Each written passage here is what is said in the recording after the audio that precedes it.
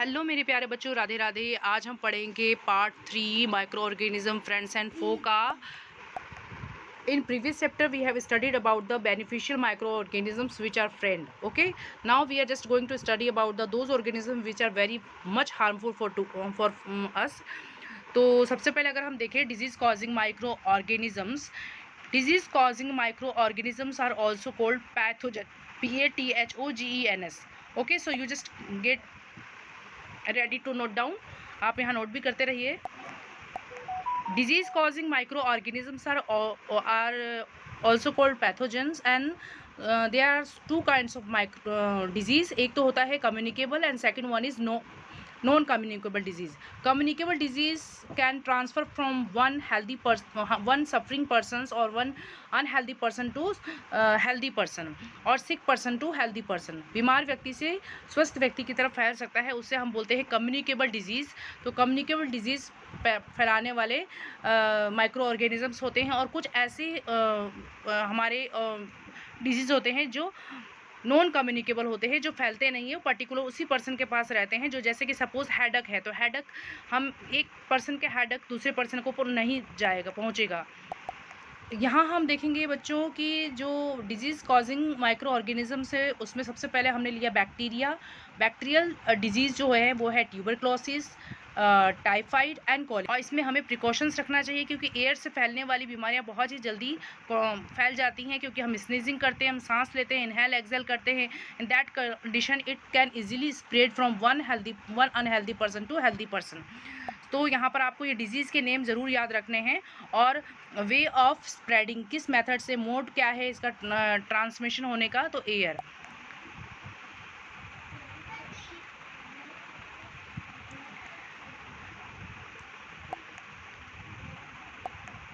इस तरह से हम ये एक वीडियो देखते हैं, जिसको आप वीडियो ध्यान से देखें और ये जो नोट कर लिखा हुआ है उसको आप नोट डाउन भी करेंगे अपनी नोटबुक के अंदर. In human beings, tuberculosis, typhoid and cholera are bacterial diseases. The mode of transmission of tuberculosis is air. Hence, to prevent the spread of tuberculosis, the person suffering from it should be kept in isolation. Also, his or her personal things should be kept away from others. So in this part of video it is told that the person who is suffering from tuberculosis, we should always keep them isolated. हमें isolation का मतलब होता है उन्हें अलग रखना चाहिए, उसके belongings, उसके सामान जो है उसको भी हमें, और इसमें हमें precautions रखना चाहिए क्योंकि एयर से फैलने वाली बीमारियां बहुत ही जल्दी फैल जाती हैं, क्योंकि हम स्नीजिंग करते हैं, हम सांस लेते हैं, इनहेल एक्सेल करते हैं. In that condition it can easily spread from one unhealthy person to healthy person. तो यहाँ पर आपको ये डिजीज़ के नेम ज़रूर याद रखने हैं और वे ऑफ स्प्रेडिंग, किस मेथड से, मोड क्या है इसका ट्रांसमिशन होने का, तो एयर.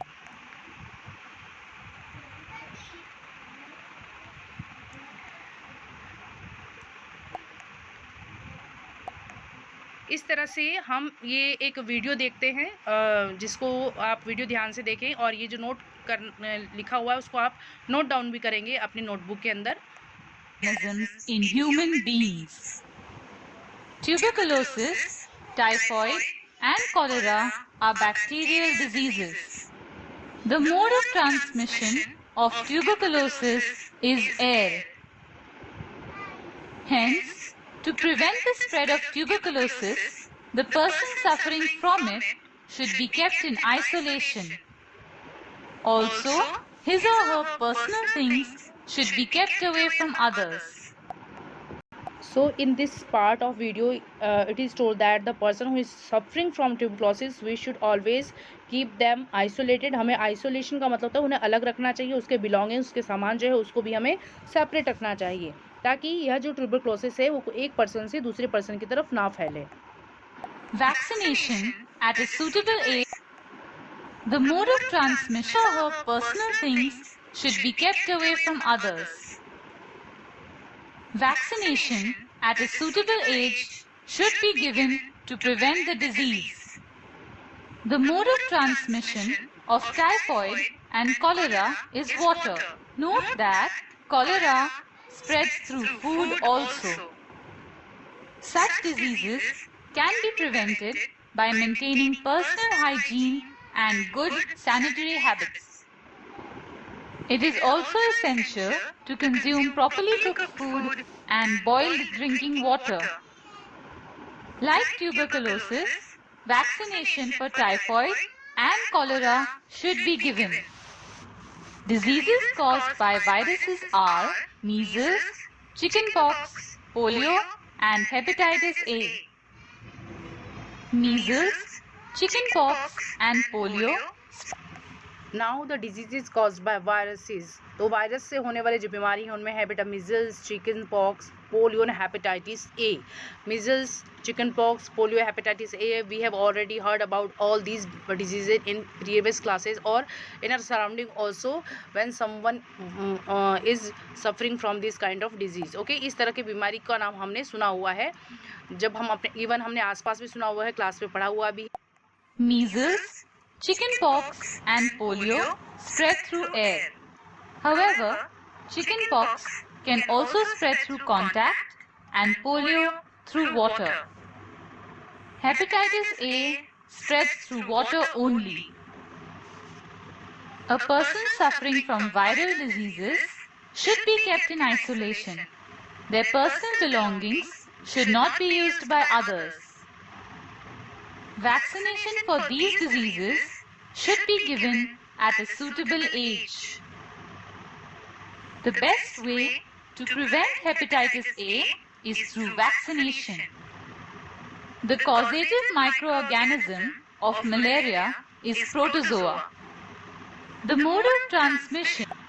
नाउ द नेक्स्ट जो हमारा माइक्रो ऑर्गेनिजम्स है जो डिजीज़ कॉज करता है, जो पैथोजेंस कहलाता है, वो है प्रोटोजोआ. हमने बैक्टीरिया पढ़ लिया, हमने वायरस के बारे में पढ़ लिया, अब हमारा प्रोटोजोआ आता है.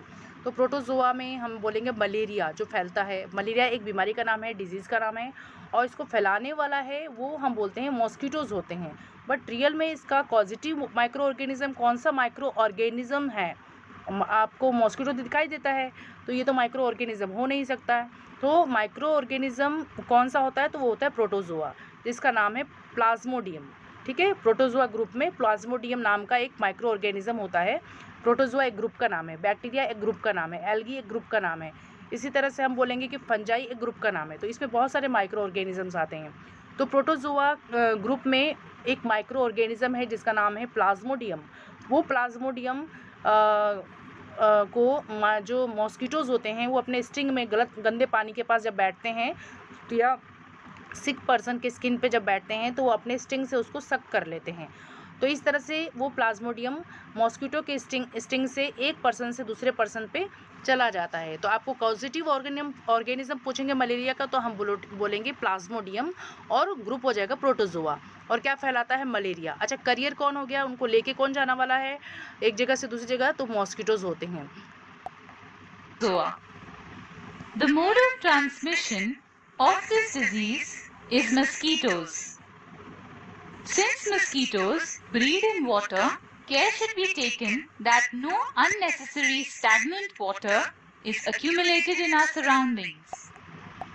यहाँ ये बताया गया बेटा कि हमारे आसपास कोई भी पानी इकट्ठा नहीं होना चाहिए, स्टैग्नेंट वाटर नहीं होना चाहिए. स्टैग्नेंट वाटर का मतलब है गंदा पानी, क्योंकि उसमें क्या होते हैं, मॉस्किटो ब्रीड करते हैं, वो अपने बच्चों को जन्म देते हैं, इससे मॉस्किटो बढ़ सकते हैं. इसीलिए आसपास स्टैग्नेंट वाटर नहीं होना चाहिए, प्रॉपर हाइजीन कंडीशन होनी चाहिए, neat and clean tidy places होने चाहिए मलेरिया से बचने के लिए. Also, use of insecticides, mosquito nets and repellents can help in preventing the spread of this disease.